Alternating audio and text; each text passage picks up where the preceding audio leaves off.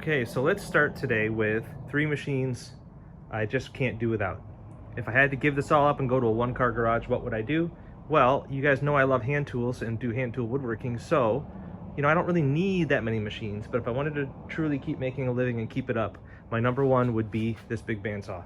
So this is an American Sawmill Machinery Corporation bandsaw, 27 inches to the left and right there, and it's probably from the 1890s. It originally was a machine set up on a line shaft. That means one engine for the whole shaft with lots of belts and pulleys going everywhere, but now it has like a 1950s era Dayton motor on it.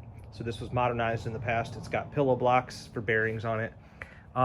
And I got this from my dear friend Kath when she no longer could use her woodshop machines. She bought it from a furniture maker's in the 80s in Seattle, and I don't know where it came from before that.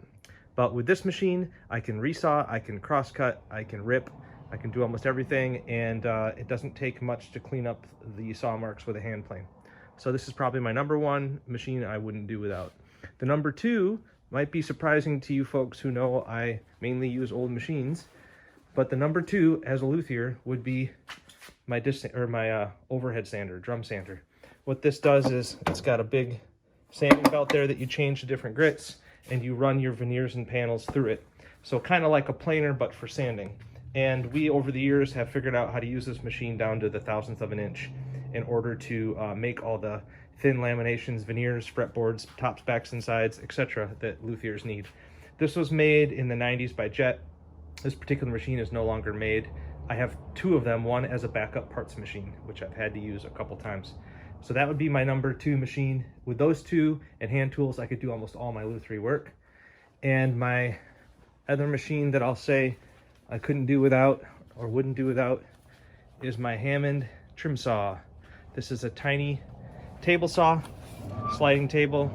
You guys have seen me probably make videos about this in the past. These saws were part of the printing industry for cutting type blocks back in the day, but now it's used by a lot of fine woodworkers to do small, fine, repeatable crosscuts.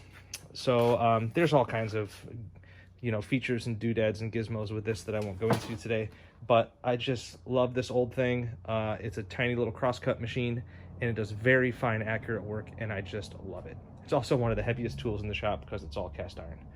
So if I had to just run away with three, it would be the big bandsaw, the Hammond saw, and my drum sander. So we'll go from there.